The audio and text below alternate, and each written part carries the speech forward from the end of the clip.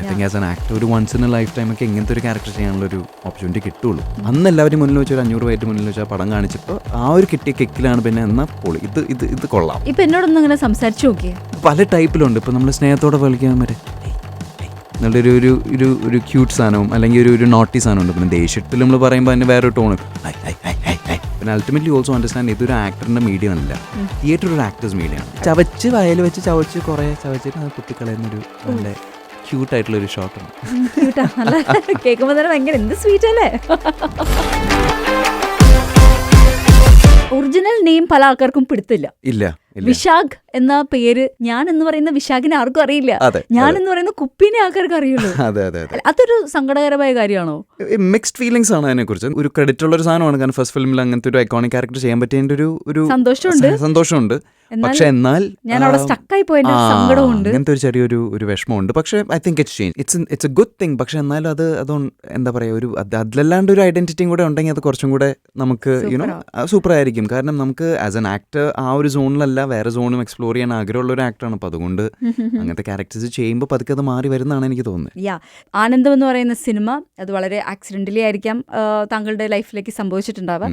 പക്ഷെ അതിനകത്ത് മുഴുവനും പിള്ളേരാ. പക്ഷെ പിള്ളേര് സെറ്റിൽ അഭിനയിച്ചു കഴിയുമ്പോൾ നമുക്കറിയില്ല ഇനി ഭാവി ഉണ്ടാകുമോ ഇല്ലയോ, അതോ ചുമ്മാ വന്നു ഈ വൺ മൂവി മാജിക് എന്ന് പറയുന്നത് പോലെ ചിലപ്പോൾ വന്നു പോയേക്കാം. അപ്പോൾ അങ്ങനത്തെ ഒരു ടെൻഷൻ ഉണ്ടായിരുന്നോ, അതോ അവിടെ നിന്ന് അടുത്ത സിനിമയിലേക്കുള്ളൊരു യാത്രയൊക്കെ എത്രത്തോളം ഡിഫിക്കൽട്ട് ആയിരുന്നു? സത്യം പറഞ്ഞാൽ അത് സൈൻ ചെയ്തപ്പോൾ ഞങ്ങൾക്ക് ആർക്കും അങ്ങനത്തെ ടെൻഷൻ ഉണ്ടായിരുന്നില്ല. ഐ തിങ്ക് അത് ആ പോയിന്റിൽ സീരിയസ് ആയിട്ട് ആക്ടിങ്ങിനെ കുറിച്ച് ആലോചിക്കുകയും അതിനുവേണ്ടി വർക്ക് ചെയ്തുകൊണ്ടിരുന്ന ആൾക്കാരെന്ന് പറയുവാണെങ്കിൽ റോഷനും പിന്നെ അരുൺ കുര്യനും പിന്നെ ഞാനും ഒക്കെ ആയിരുന്നു കുറച്ച് കാലങ്ങളായിട്ട് ഇതിനു വേണ്ടി എന്തെങ്കിലുമൊക്കെ ചെയ്തുകൊണ്ടിരിക്കുന്ന ആൾക്കാർ. ബാക്കി എല്ലാവരും ഇതൊരു പുതിയൊരു ഓപ്പർച്യൂണിറ്റി വന്നപ്പോൾ ഭയങ്കര രസമായിട്ട് അവരിത് ഹാൻഡിൽ ചെയ്ത് സിനിമയിലേക്ക് വരാൻ വേണ്ടി കുറെ വർഷങ്ങളായിട്ട് മറ്റേ നാടകവും ഷോർട്ട് ഫിലിം ഇതൊക്കെ ആയിട്ട് അങ്ങനെ തെണ്ടിത്തിരിഞ്ഞ് നടന്ന 3 പേര് ഞങ്ങളെ ഉണ്ടായിരുന്നുള്ളൂ. അപ്പോൾ പക്ഷേ ഈവൻ ദെൻ ആ പടം ചെയ്തപ്പോൾ ഞങ്ങൾക്ക് നേരത്തെ പറഞ്ഞ പോലെ തന്നെ ആ കൂട്ടായ്മയും ആ ഒരു വൈബൊക്കെ സെറ്റ് ആയതുകൊണ്ട് ഞങ്ങൾക്ക് വേറെ ഒന്നും ഉണ്ടായിരുന്നില്ല. Completely present in the moment ആയിട്ട് ആ പടത്തിന്റെ ആ ഒരു വൈബിൽ പിടിച്ചങ്ങ് പോകാൻ മാത്രമേ ഉണ്ടായിരുന്നുള്ളൂ. ആൻഡ് സിനിമ ഇറങ്ങിയതിന് ശേഷം താങ്ക്ഫുള്ളി ആ പടം ഒരു ഫിനോമിനൽ സക്സസ് ആയിരുന്നു. 100 ദിവസം പടം തിയേറ്ററിലേക്ക് ഓടിയതുകൊണ്ട് പിന്നെ ഓഫേഴ്സ് വരാൻ അങ്ങനെ വലിയ ഗ്യാപ്പൊന്നും ഉണ്ടായിരുന്നില്ല. നിങ്ങൾ രണ്ടുപേരും ആണെങ്കിലും റോഷനാണെങ്കിലും ആൻഡ് യു ബോളിവുഡിലേക്കും ചേക്കേറി. അതെ, യാത്രയുടെ ഇടയ്ക്ക് വെച്ച് ഇവർ റിയലൈസ് ചെയ്തു എൻ്റെ മുടിയൊക്കെ ഒരു ഇച്ചിരി വളർത്തിയേക്കാം, എൻ്റെ സംസാരമൊക്കെ ഇത്തിരി പോളിഷ് ചെയ്തേക്കാം. അങ്ങനെ ഒരു റിയലൈസേഷൻ ഉണ്ടായോ? അല്ല, നമ്മൾ ഈ പബ്ലിക് ഇമേജ് എന്ന് പറയുന്ന സാധനത്തിനെ കുറിച്ച് കുറച്ച് കോൺഷ്യസ് ആയിരിക്കണം. How we present ourselves to the public. ഞാൻ ലൈഫിൽ കുറച്ച് മറ്റേ ഉളത്തരൊക്കെ ചെയ്യാൻ ആഗ്രഹവും ഇഷ്ടമുള്ള ഒരാളായതുകൊണ്ട് ആദ്യം വന്നപ്പോൾ ആ ഒരു എന്താ പറയുക ഒരു ഫിൽറ്റർ ഇല്ലാത്തൊരു ഇതായിരുന്നു. പബ്ലിക്കിനൊക്കെ അടുത്ത് പോകുമ്പോഴോ അല്ലെങ്കിൽ ഇങ്ങനത്തെ ഇന്റർവ്യൂസിന് ഇരിക്കുമ്പോഴൊക്കെ അലമ്പെന്ന് പറഞ്ഞാൽ അലമ്പല്ല, പക്ഷെ കുറച്ച് ഈ പറഞ്ഞ ഊളത്തരം കുറച്ച് കൂടുതലായിരുന്നു. അപ്പോൾ കുറച്ച് കഴിഞ്ഞപ്പോഴത്തേക്ക് റിയലൈസ് അതും ഈ പറഞ്ഞ എന്താ പറയുക ഇമേജിനെ നമ്മളിങ്ങനെ റീഇൻഫോഴ്സ് ചെയ്തുകൊണ്ടേ ഇരിക്കുകയാണ്.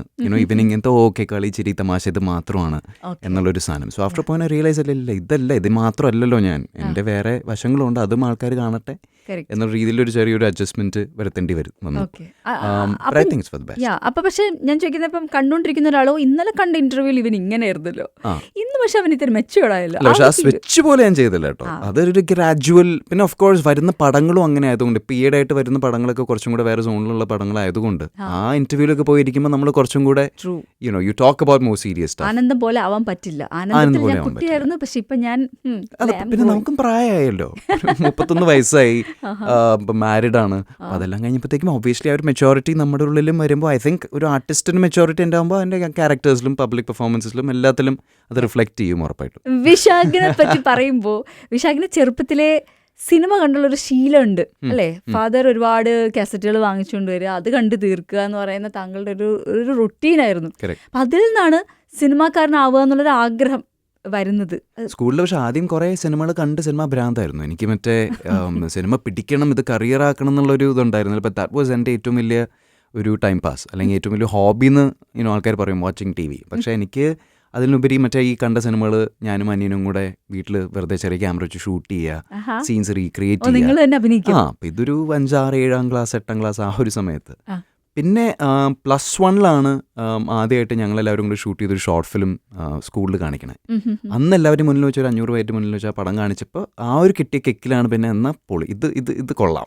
ഡയറക്ട് ചെയ്തതാണോ? അത് എഴുതി ഡയറക്ട് ചെയ്ത് എഡിറ്റ് ചെയ്ത് ഷൂട്ട് ചെയ്ത് മ്യൂസിക് ചെയ്ത് എല്ലാം ഞാൻ തന്നെ, എല്ലാം വിശാഖ്. അന്ന് വേറെ ഒന്നും ഇല്ലല്ലോ, നമ്മൾ തന്നെ എല്ലാം ചെയ്യണമല്ലോ. അന്ന് കിട്ടിയ ആ ഒരു ഫീലിംഗ് ഓഡിയൻസിനെ നമുക്ക് അങ്ങനെ ഒരു ഓർക്കസ്ട്രേനെ ഒരു കണ്ടക്ടർ കണ്ടക്ട് ചെയ്യുന്ന പോലെ അവരുടെ ഇമോഷൻസിനെ നമുക്കിങ്ങനെ പ്ലേ ചെയ്യാൻ പറ്റുന്നുള്ള ഒരു കിക്ക് എന്നാ കിട്ടിയത്. ഈ പരിപാടി കൊള്ളാലോ, പിന്നെ ഇത് തന്നെ പിടിക്കാം എന്ന് ഡിസൈഡ് ചെയ്ത് തന്നായിരുന്നു. അങ്ങനെയാണ് നമ്മൾ പതുക്കെ സിനിമയുടെ ബാക്ക്ഗ്രൗണ്ടിൽ വർക്ക് ചെയ്യാനായിരുന്നു താല്പര്യം.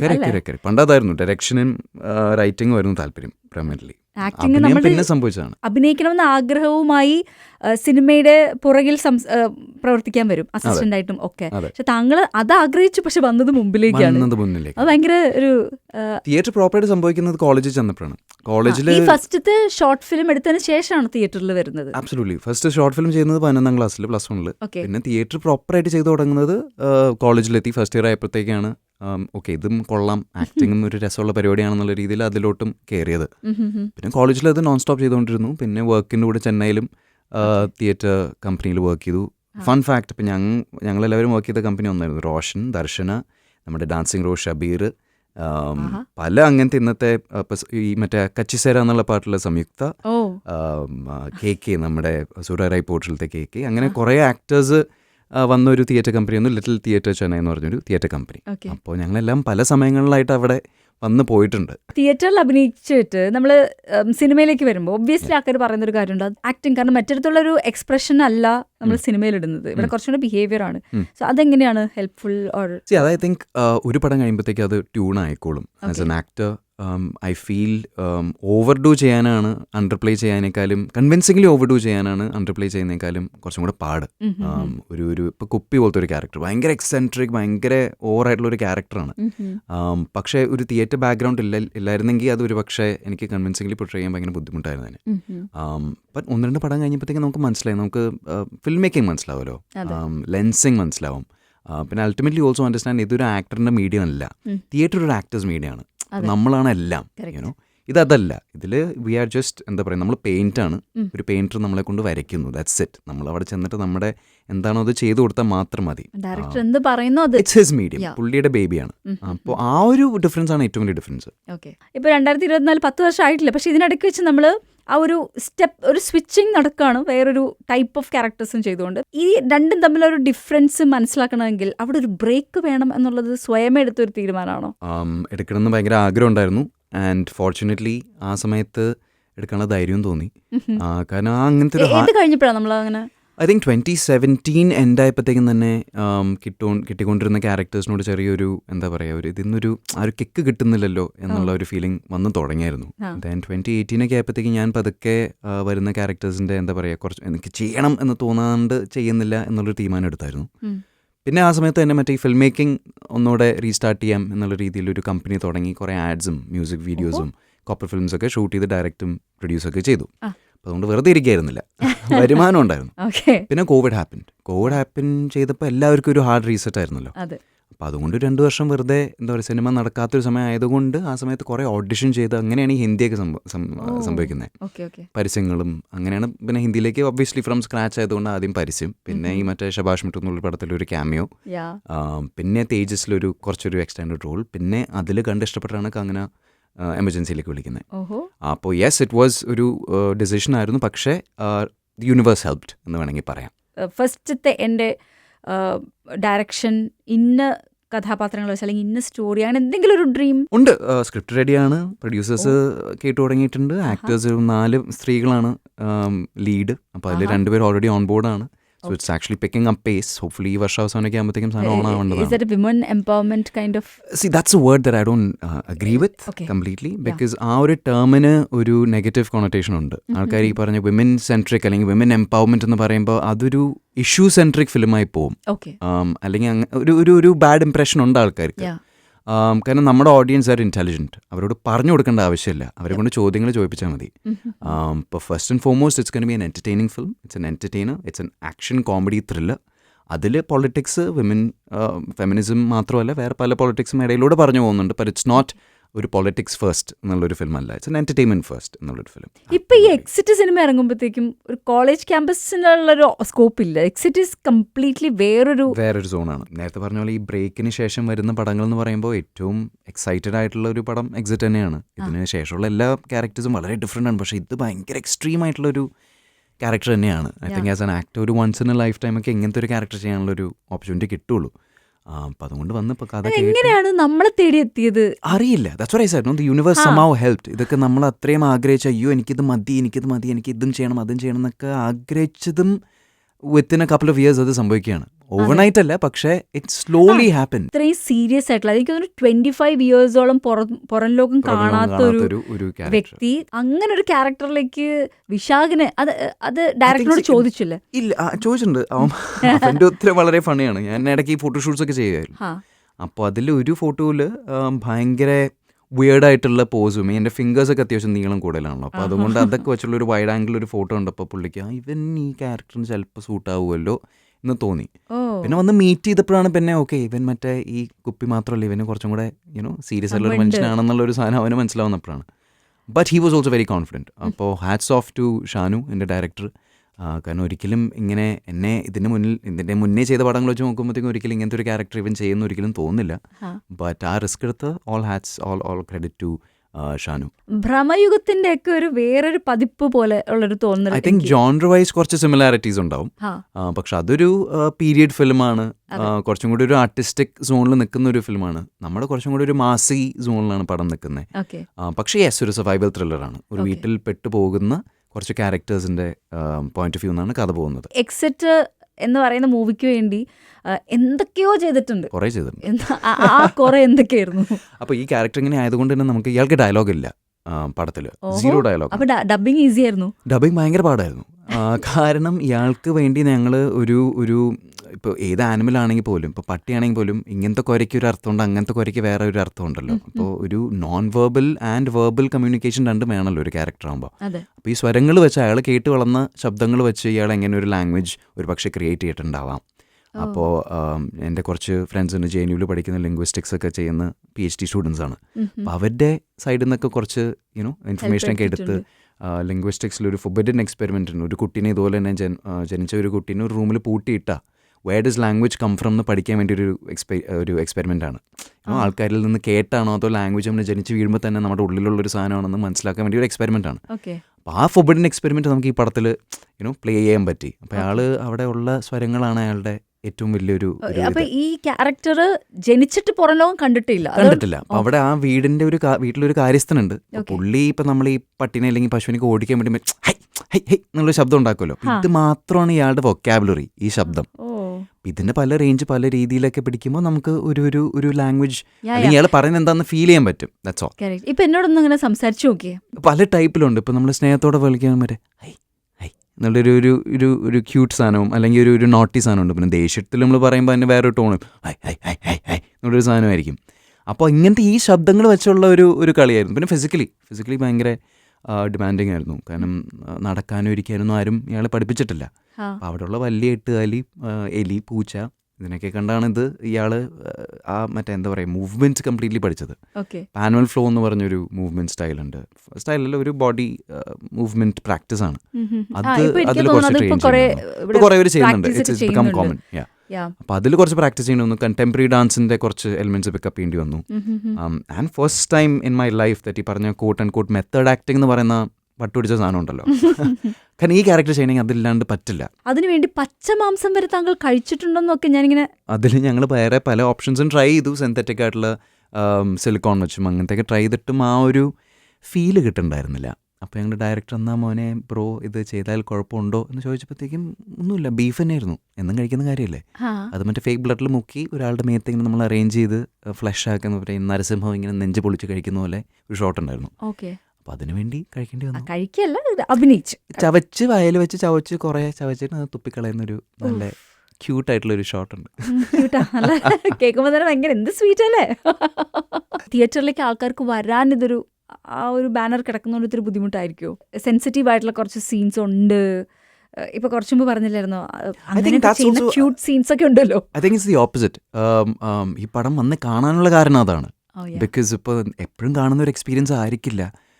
കുറേ ബൗണ്ടറീസ് പുഷ് ചെയ്യുന്നുണ്ട്. മലയാളത്തിൽ ഇങ്ങനത്തെ ഒരു പടം എൻ്റെ അറിവിൽ വന്നിട്ടില്ല. അതെല്ലാവരും പറയുന്ന ക്ലീഷേ ഡയലോഗാണ്, പക്ഷേ I strongly believe that in case of this film.